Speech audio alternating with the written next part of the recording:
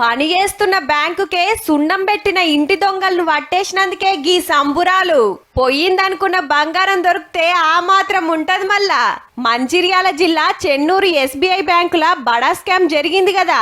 Same Lucky Bhaskar సినిమా అనుకోరాదుర్రి. Cashier గారికి పైసలు అక్కెరబడ్డప్పుడల్లా బంగారం పట్టుకోవడం నడిచింది.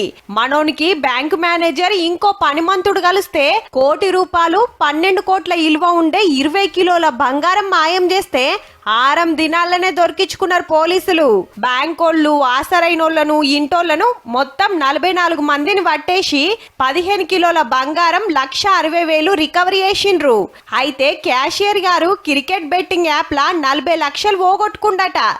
మనకు బ్యాంకే ఉండంగా రందెందుకు అనుకుండో ఏం పాడు.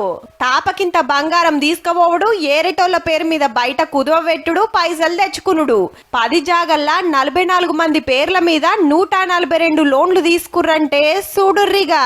కస్టమర్లకు తెలిసి 2-3 రోజులు ధర్నాలు గిన వేసిండ్రు. దొంగల భయానికి బ్యాంకులో పెడితే బ్యాంకోళ్ళు మాయం చేసుడేందని. కానీ బంగారం ఎత్తుకపోతే కేసు అవుతుందన్న చిన్న లాజిక్ ఎట్లా మర్చిపోయినరో. మళ్ళా తులమో అర్ధ తులమో కాదాయే కిలోల కమానం. ఏం తెలివి మంతులున్నారా నాయనా.